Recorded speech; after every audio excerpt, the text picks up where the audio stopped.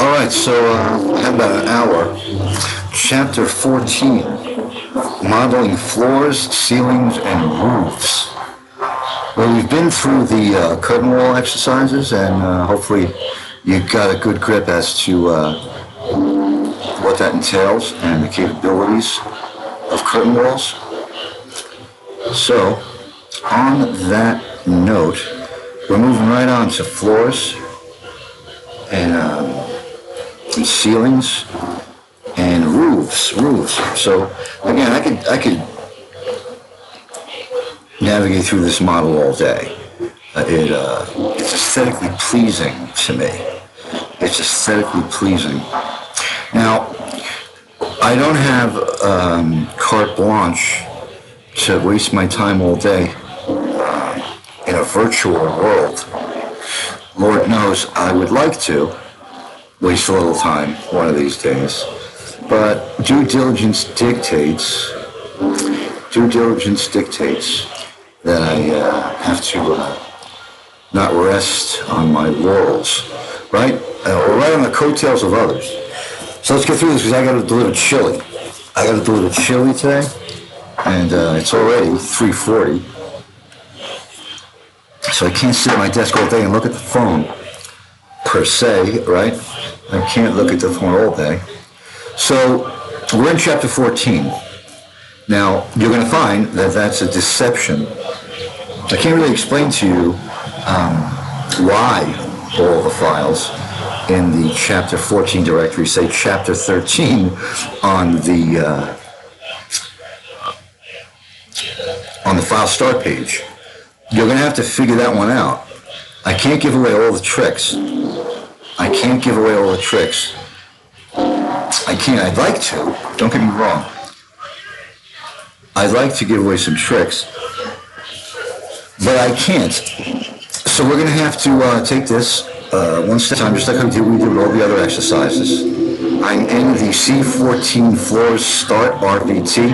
I still have the curtain wall open and the curtain panel schedules. I'll close them when we need to. In any event, so we have this 3D model, and I've frozen, or I shouldn't say frozen, I've hidden some of the elements inclusive of the floors. And this is where we're going to start on this exercise, chapter 14, modeling floors, ceilings, and roofs. So, floors, ceilings, and roofs, which may seem like simple building components, can sometimes prove to be difficult to model and detail in your project designs. In the previous chapter, you learned about creating and customizing walls. Many of the objects in this chapter depend on walls and curtain walls to define their boundaries. But both groups of object types are system families that use a built-up set of layers that apply to a sketched form. Whereas walls mostly rely on a linear path, floors, ceilings, and roofs rely on a boundary sketch. In this chapter, you will learn to understand floor modeling methods, model various floor finishes, create ceilings, understand roof modeling methods, work with advanced shape editing for floors and roofs. And, as a caveat, I'm going to also teach you to save money on diamond encrusted bits.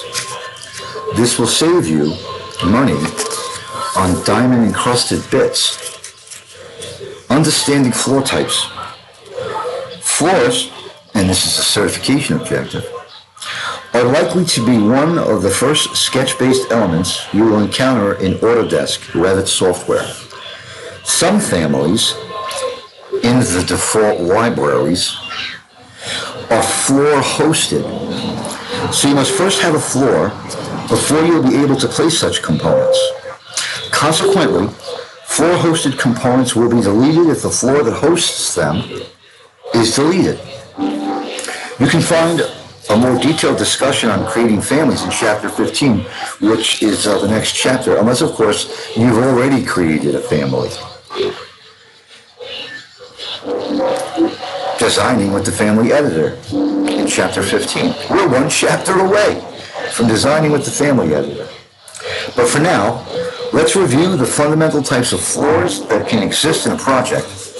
a floor, a structural floor, a floor by face, and a pad.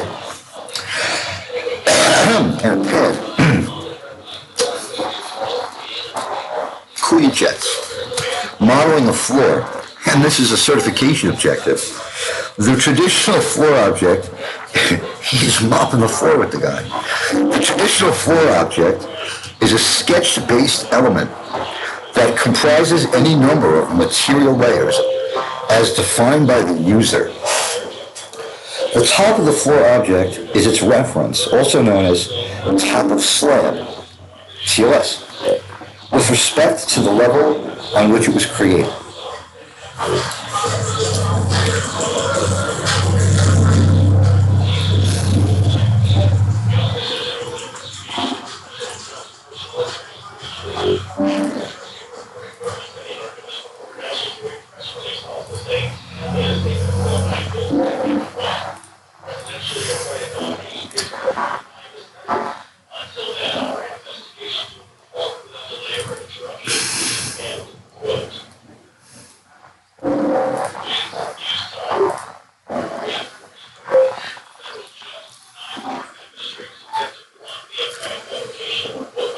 As such, changes to a floor structure will affect its depth down and away from the level. You can start modeling floors with generic types, which contain a single layer, and then change the generic floors to more specific assemblies later in the development of your project. You can use floors.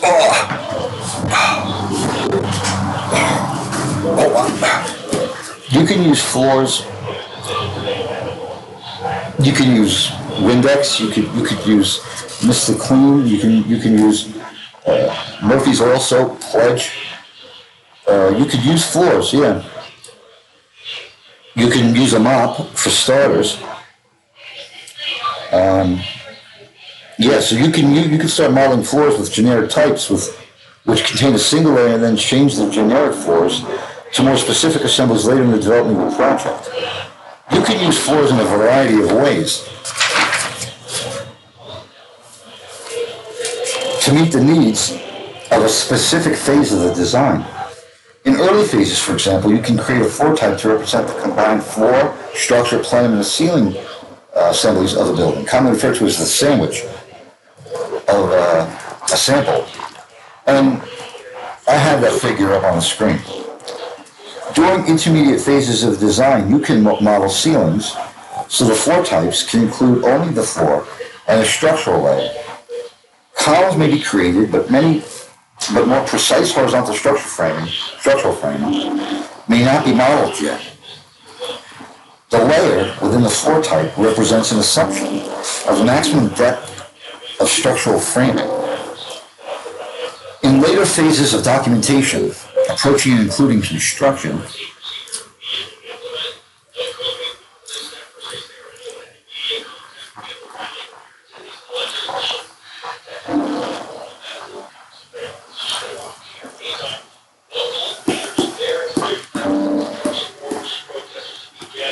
floors should be modeled as close to actual conditions as possible. You should accommodate detailed finish conditions for floors as well as coordination with a resolved structural system. Accurate modeling of these conditions will help support consistent quantity takeoffs and interference detection. These floor assembly types are offered as suggestions for the sake of increased productivity.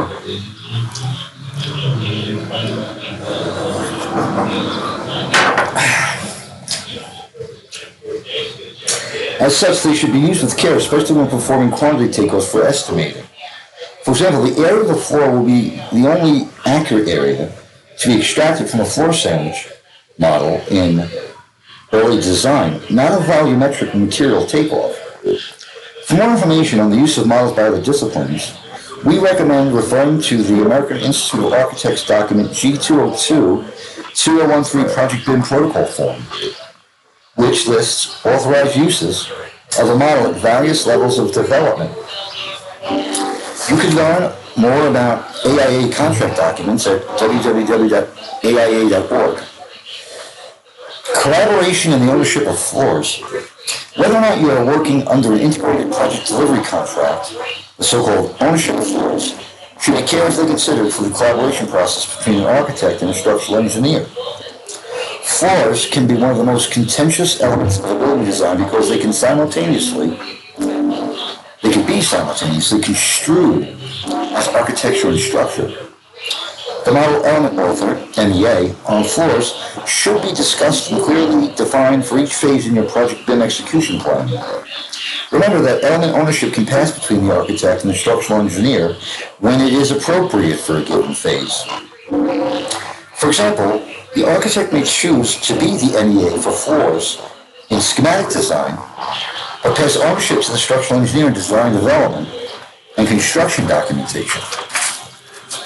With a basic understanding of floors as elements of a building, let's look at some properties of floors that allow expanded uses in the project model. These properties and floor types can help expand your use of floor systems to create better documentation. Now, I'm going to stop there. The next exercise opens up this particular project file, and the text wants to look at some properties of floors. Now, that's going to take a bit of preparation. There are a lot of properties, and we know, based on our studies of statics and dynamics, that load factor plays a huge part in this. So why don't we break it down to the materials first, and then we could maybe move on to floor types and construction methods and procedures. It's the materials that are going to make up the properties of the floor, and there will be deflection. There will be moments where the floor is under stress. So, from a structural perspective, moment diagrams obviously will need to be produced. And from an architectural perspective, moment diagrams are going to have to be produced. Again, theme and conveyance of a structure and an articulation need to be performed harmoniously. So before we get into the nuts and bolts in the blue-collar realm, let's not forget our white-collar roots. So on that note, I'm going to hold this exercise off a bit because I got to deliver chili, and I got it in the crock pot. So that's one of my deliverables today. But remember, don't spend all your days in the bar, unless, of course, you're on the bar. So get off your ass, stop looking at the television in front of the bar stool or that your neck is looking at, and do something productive with yourself, as opposed to trying to find the solutions to all your problems in the bottom of that glass. At least today, do that. At least today, because who knows what you may need to do tomorrow. But again, this is a study of floors, right? This exercise, chapter 14. Chapter 14. Now, we've been through chapter 12, we've been through chapter 13, and we're on chapter 14. C14, floors start.rvt. Well, we're on chapter 14, yet it must be Friday.